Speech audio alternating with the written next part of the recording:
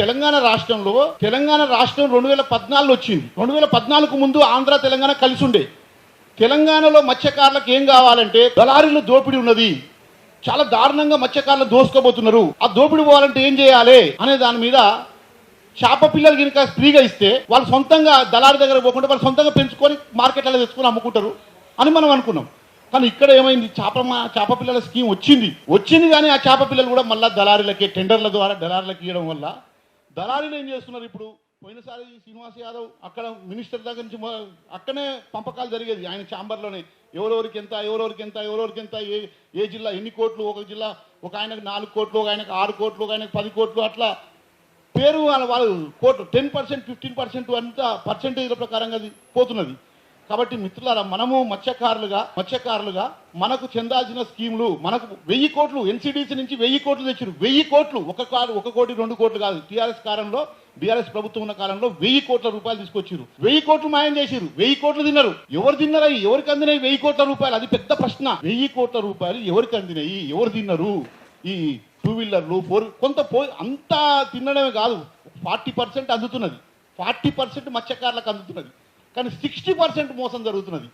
ఆ 60% కూడా మోసం జరగకుండా మన వాళ్ళకే చెందాలి, మన వాళ్ళకే పొందాలి. ఇదంతా ఒక అవినీతి మీద ఒక ప్రశ్న అయితే, ఇంకొక పెద్దదంటే మత్స్యశాఖ అధికారులు ఈ మధ్యకాలంలో మొత్తం వరుసపెట్టి జైల్లోకి పోతున్నారు, వరుసపెట్టి అవినీతిలో దొరుకుతున్నారు, ఏసీబీలో దొరుకుతున్నారు.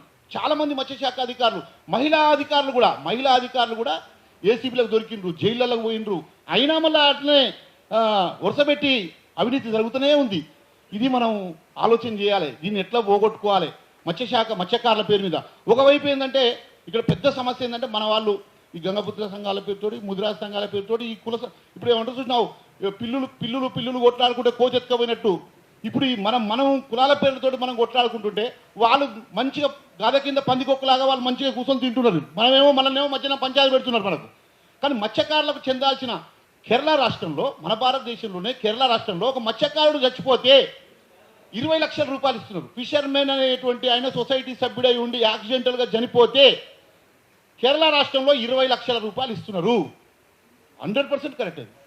మరి మన దగ్గర ఎంత ఇస్తున్నారు? నిన్ననే ఇప్పుడు మనం ఇలా రౌండ్ టేబుల్ సమావేశం పెట్టినామని చెప్పి నిన్న మత్స్యశాఖ మంత్రి గారు నిన్ననే వచ్చి స్టేట్మెంట్, అంటే ఈ రోజు మన మీటింగ్ ఉంది, మత్స్యశాఖ మంత్రి గారు తెలుసు, స్టేట్మెంట్ పెట్టి ఏమని చెప్పిండు, 4,89,000 మందికి ఇన్సూరెన్స్ 5 లక్షల రూపాయల లెక్కన ప్రకటిస్తున్నాం. పెద్దగా వికలాంగుడు అయితే 2.5 లక్షలు, మామూలుగా చిన్నగా ఏమైనా గాయం అయితే 25,000 రూపాయలు హాస్పిటల్ అని చెప్పి ప్రకటించిండు. కానీ వాస్తవంగా అది ఎప్పుడు ప్రకటించాలి? జూన్ 1వ తారీఖున అది గవర్నమెంట్ లెక్క ప్రకారం అయితే ఏప్రిల్ 1 నుంచి మొదలవుతుంది, మార్చి 31కి ఎండింగ్ అవుతుంది. మార్చి 31 నుంచి ఈరోజు మనం ఆగస్టులో ఉన్నాం. ఈ మధ్య కాలంలో ఈ రేవంత్ రెడ్డి గవర్నమెంట్ ఒకటి తీసుకొచ్చింది, చాలా ఇంపార్టెంట్ మిత్రులారా. రేవంత్ రెడ్డి గవర్నమెంట్ ఒకటి తీసుకొచ్చింది. ఏం తీసుకొచ్చింది అంటే, తెల్ల రేషన్ కార్డు ఉన్న వాళ్ళందరికీ 5 లక్షల రూపాయల లెక్కన మేమే ఇన్సూరెన్స్ పాలసీ కడుతున్నాము. తెల్ల రేషన్ కార్డు ఉన్న వాళ్ళందరికీ మేమే 5 లక్షల రూపాయల లెక్కన ఇన్సూరెన్స్ కడతప్పుడు మళ్ళీ ఈ మత్స్యకారుల పేరు మీద మళ్ళీ మీరు ఎందుకు ఇన్సూరెన్స్ కట్టాలి, మీరు కట్టకండి, ఆపండి అని చెప్పి నోటీస్ ఇచ్చిరాలి. డిపార్ట్మెంట్కు నోటీస్ వచ్చింది చీఫ్ సెక్రటరీ నుంచి. వీళ్ళు ఏం చేశారు, 1,40,00,000 రూపాయలు తయారు చేసి డబ్బులు బడ్జెట్లో కేటాయించి కట్టాల్సిన డబ్బులు కట్టకుండా గవర్నమెంట్ తెల్ల రేషన్ కార్డు వాళ్ళకి ఎట్లా కడుతుంది కదా, అట్లా చనిపోతే ఇస్తారు కదా అని ఏప్రిల్ 1వ తారీఖు నుంచి ఈ రోజు స్టిల్ నిన్న మొన్న కట్టినట్టు డబ్బులు, నిన్న మొన్న కట్టిరో కట్టలేదు, స్టేట్మెంట్ అయితే ఇచ్చిండు, నిన్ననే ఇచ్చిండు స్టేట్మెంట్. నిన్న అన్ని పేపర్లలో, ఈనాడు స్టేట్లలో వచ్చింది, స్టేట్ పేపర్లో వచ్చింది, ఈనాడు పేపర్లు వచ్చింది. ఎంత డబ్బులు అందరికి సంబంధించిన 4,89,000 మందికి కట్టిరు, 5 లక్షల కోసం, 5 లక్షల రూపాయల కోసం కట్టిరు. కానీ ఈ మధ్య కాలంలో మరి ఏప్రిల్ 1వ తారీఖు నుంచి ఇక్కడ దాకా మధ్యలో చనిపోయినటువంటి వాళ్ళందరూ ఉన్నారు కదా, చాలా మంది చనిపోయారు, అనేక జిల్లాల్లో చనిపోయారు. వాళ్ళందరికీ డబ్బులు రావుగా. ఎందుకు రావు? ప్రీమియం కడితేనే కదా. మనం హెల్త్ ఇన్సూరెన్స్కు స్టార్ హెల్త్కి కానీ లేదా బజాజ్ హెల్త్కి కానీ ఇంకా ఏదైనా మనం హెల్త్ ఇన్సూరెన్స్కు మనకు ప్రైవేట్ హాస్పిటల్లో మనం వైద్యం చేయించుకోవాలంటే ఇన్సూరెన్స్ ప్రీమియం కడితేనే మనకు వైద్యం చేస్తారు. చనిపోతే కూడా డబ్బులు కడితేనే చనిపోతే డబ్బులు ఇస్తారుగా. ప్రీమియం ఇన్సూరెన్స్ కట్టకుండా డబ్బులు ఎట్లా ఇస్తారు? ఇప్పుడు ఏప్రిల్ 1వ తారీఖు నుంచి ఆగస్టు దాకా డబ్బులు కట్టలేదు. ఈ చనిపోయినటువంటి వాళ్ళందరికీ డబ్బులు రావు. అంటే మత్స్యకారులు అంటే ప్రభుత్వానికి ఎంత చాలా, కరోనా టైంలో 2 సంవత్సరాలు కట్టలేదు, ఆ టైంలో చనిపోయిన వాళ్ళందరికీ డబ్బులు రావు. ఇప్పుడు ఈ మధ్యకాలంలో డబ్బులు రావు. అంటే గవర్నమెంట్కు మన మత్స్యకారులు అంటే ఇంత చాలా చులకన భావం ఉన్నది, చాలా దారుణమైనటువంటి పరిస్థితి ఉన్నది మిత్రులారా. కాబట్టి ఇవన్నిటిని అర్థం చేసుకోవాలి. మనం ప్రధానంగా 986 మంది చనిపోయి 986 మంది మత్స్యకారులు చనిపోయి వాళ్ళందరికీ కూడా డబ్బులు రాకుండా ఆ కుటుంబాలన్నీ కూడా దిక్కుతోచని పరిస్థితిలో ఉన్నారు. 986 మంది మత్స్యకారులు చనిపోయి వాళ్ళందరికీ కూడా డబ్బులు రాకుండా ఎన్ని సంవత్సరాలు 10 ఏళ్ల నుంచి 10 సంవత్సరాల నుంచి మత్స్యకారులు చనిపోయి 986 కుటుంబాలు తెలంగాణ రాష్ట్రంలోనే హైదరాబాద్లో జిల్లాల చైర్మన్లు అందరూ వచ్చారు. మొత్తం దాదాపు ఒక 35-40 మంది వచ్చారు. జిల్లాల చైర్మన్ ఎన్నిక కాబట్టి చైర్మన్లు అందరూ వచ్చారు. బండ ప్రకాశం దగ్గరికి మీటింగ్ పిలుద్దానికి ఇన్వైట్ చేయకపోతే ఆడు కూడా వచ్చారు. మినిస్టర్ కలిసిరు. వాళ్ళు ఏం డిమాండ్ చేస్తున్నారా అంటే మాకు మత్స్యశాఖ ఆఫీస్లో ఒక కుర్చీ కావాలి, మాకు టీఏలు కావాలి, మాకు చైర్మన్ వైస్ చైర్మన్కు మాకు రాష్ట్ర చైర్మన్ జిల్లా చైర్మన్లకు మాకు ఎలక్టెడ్ బాడీ కావాలి, నామినేటెడ్ కాకుండా. ఇవి వాళ్ళు డిమాండ్ చేస్తున్నది. ధర్నా కూడా చేసి దానికోసం మత్స్యశాఖ కమిషనర్ ఆఫీస్ ముందర ధర్నా చేసిరు జిల్లా చైర్మన్లు. ఏమని ధర్నా చేసిరు? ఏమందా నేను ఇప్పుడు చెప్పినాయే, మాకు చైర్మన్ పోస్ట్ ఎలక్టెడ్ పోస్ట్ కావాలి, మాకు వైస్ చైర్మన్ పోస్టు కావాలి, లేకపోతే మాకు మత్స్యశాఖ డిపార్ట్మెంట్లో మాకు కుర్చీ కావాలి. ఇవి వాళ్ళు డిమాండ్ చేసేది. ఇప్పుడు ఉచిత చేప పిల్లల కోసం గట్టిగా అడగాలి కదా, స్టేట్మెంట్ అది రావాలి కదా. ఉచిత చేప పిల్లల స్టేట్మెంట్ రాలేదు, అవే వచ్చినాయి. దానికోసం ధర్నా చేయాలి కదా. ఉచిత చేప పిల్లల కోసం ధర్నా చేయాలి. 986 మంది చనిపోయిన వాళ్ళ కోసం డబ్బుల కోసం ధర్నా చేయాలి కదా. వీటి కోసం ధర్నా చేయకుండా చాలా దారుణంగా చాలా సమస్యలు ఉన్నాయి, వాటి మీద చేయకుండా వాళ్ళ దానికోసం సంబంధించి చర్చ చేయడం చాలా బాధాకరమైన విషయం. మనందరం కూడా మన జాతిని, వాళ్ళందరూ మాకు శత్రువులు కాదు, వాళ్ళందరూ మా అన్నదమ్ములే, వాళ్ళు కూడా మారి మనం అందరం కలిసి పెద్ద ఉద్యమం చేద్దాం, పోరాటం చేద్దాం. మొన్న చూసి జన్జీ ఉద్యమం జరిగింది ఢిల్లీలో, దేశంలో జన్జీ ఉద్యమం జరిగింది. నరేంద్ర మోడీనే తలకాయ వంచినటువంటి పరిస్థితి విద్యార్థి యువజనులు ఈ భారతదేశంలో భారత ప్రభుత్వాన్ని, సైన్యాన్ని దించినా, మిలిటరీని దించినా, తుపాకులు పెట్టినా, రబ్బర్ బుల్లెట్ వేసినా దేనికైనా తట్టుకొని గవర్నమెంట్ని మెసలకుండా గవర్నమెంట్ దిగొచ్చి తలకాయ ఉంచే విధంగా ఒక కేంద్ర విద్యాశాఖ మంత్రి ధర్మేంద్ర ప్రధాన్ రాజీనామా చేసే విధంగా ఒక విద్యార్థి యువజన ఉద్యమం ఢిల్లీలో జరిగి ప్రపంచానికి ఒక దిక్సూచి చూపించినటువంటి పోరాటాలు చేసినటువంటి భారతదేశం మనం. కాబట్టి మనం మత్స్యకారులుగా మనం తక్కువ అంచనా వేసుకోవద్దు. మనం ఖచ్చితంగా మనం మత్స్యకారులుగా మనం అందరం కలుద్దాం. మత్స్యకారులుగా అన్నదమ్ములుగా మనం అందరం కలిసి పనిచేద్దాం. ప్రభుత్వం మీద ఒత్తిడి చేద్దాం. నిన్న బీఆర్ఎస్ ఉండొచ్చు, ఇలా కాంగ్రెస్ ఉండొచ్చు, రేపు ఏ గవర్నమెంట్ రావచ్చు. ఏ గవర్నమెంట్ ఉంటే ఆ గవర్నమెంట్ మీద కొట్టాడాల్సిన బాధ్యత మనది. కాబట్టి ఇప్పుడు అక్కడ 13 ఎకరాల స్థలంలో 50 కోట్ల రూపాయలతోటి అక్కడ కోయడ చేపల మార్కెట్ అన్నారు. బీఆర్ఎస్ గవర్నమెంట్ నిజంగా ఈసారి మళ్ళీ అధికారంలోకి వచ్చి ఉంటే మనకు అదే కోయడ ఉన్న చేపల మార్కెట్ ఇక్కడ రామ్నగర్ దగ్గర ఉన్నటువంటి ముషిరాబాదు పక్కన ఉన్నటువంటి బస్సు భవన్ పక్కన ఉన్నటువంటి దగ్గర వచ్చేది. కేటీఆర్ ఆల్రెడీ వచ్చి ఆ స్థలాన్ని సందర్శించి మన ముఠా గోపాలను తీసుకుపోయి గోవాలకు పోయి మొత్తం దాని మార్కెట్ ప్లాన్ తయారు చేసి ఆడ మార్కెట్ కట్టడానికి ప్రయత్నం చేసిండ్రు. అంత కేటీఆర్ కూడా ఒప్పుకున్నాడు. ఇక్కడ అంతర్జాతీయ స్థాయి చేపల మార్కెట్ ఇక్కడ ఆర్టీసీ క్లాస్లో కడతామని ఒప్పుకున్నాడు. ఆయన పేపర్ స్టేట్మెంట్ ఇచ్చిండు కేటీఆర్, స్వయంగా మనం చూసినాం. మరి ఇప్పుడు అలా పోయి అక్కడ కడతామంటున్నారు కానీ దాంట్లో కూడా అవినీతి జరుగుతుంది. ఇప్పుడు 10 కోట్ల రూపాయలు పెట్టి బేగం బజార్లో చేపల మార్కెట్ కట్టిరు. 10 కోట్ల రూపాయలు పెట్టి 10 కోట్లు, 1 కాదు 2 కోట్లు కాదు. బీఆర్ఎస్ గవర్నమెంట్ నిర్మాణం పూర్తయింది. 10 కోట్ల రూపాయలతో చేపల మార్కెట్ కట్టి 3 ఏళ్ళు అవుతుంది. ఇంతవరకు దానికి తాళాలు ఓపెన్ చేయలేదు, దానికి గేటు తీయలేదు. ఒకవైపు ఎల్బీ నగర్లో కూడా చేపల మార్కెట్ కట్టిరు పెద్ద ఎత్తున. ఎల్బీ నగర్లో చేపల మార్కెట్ ఉల్లిగడ్డలకి ఇచ్చేసినది. ఇప్పుడు ఇక్కడ బేగం బజార్ చేపల మార్కెట్ కట్టిరు. ఇప్పుడు అది కట్టి 10 కోట్ల రూపాయలతో కట్టి అది ఓపెన్ కూడా చేయలేదు 3 ఏళ్ల నుంచి. అంటే ఇక్కడ మనం గుర్తుపెట్టుకోవాల్సిన మత్స్యశాఖ అధికారులకు కమిషన్లు కావాలి, లాభాలు కావాలి.